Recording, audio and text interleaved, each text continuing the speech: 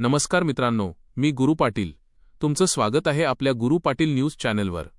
कर्जमाफीच्या प्रतीक्षेत असलेल्या महाराष्ट्रातील लाखो बळीराजासाठी या क्षणाची सर्वात मोठी आणि दिलासादायक बातमी समोर येतेय.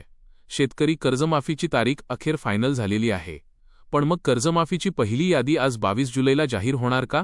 आणि शेतकऱ्यांच्या खात्यात पैसे नेमके कधी जमा होणार? हा विशेष रिपोर्ट शेवटपर्यंत नक्की पहा.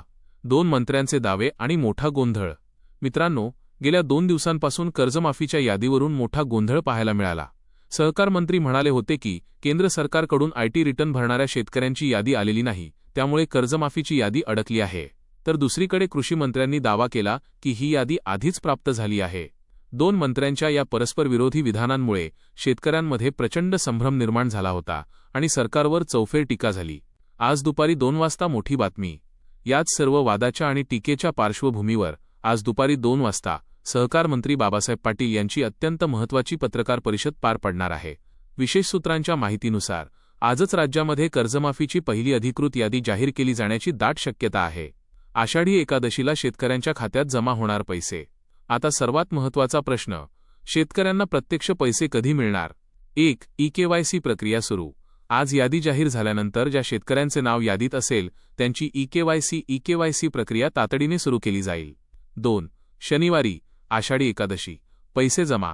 केवायसी पूर्ण झालेल्या शेतकऱ्यांच्या बँक खात्यामध्ये येत्या शनिवारी म्हणजेच आषाढी एकादशीच्या शुभ मुहूर्तावर कर्जमाफीची रक्कम थेट वर्ग केली जाणार आहे.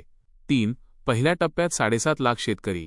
पहिल्या टप्प्यात जिल्हा मध्यवर्ती सहकारी बँकेच्या डीसीसी बँक तब्बल 7.5 लाखांपेक्षा जास्त शेतकऱ्यांना या कर्जमाफीचा थेट फायदा मिळणार आहे.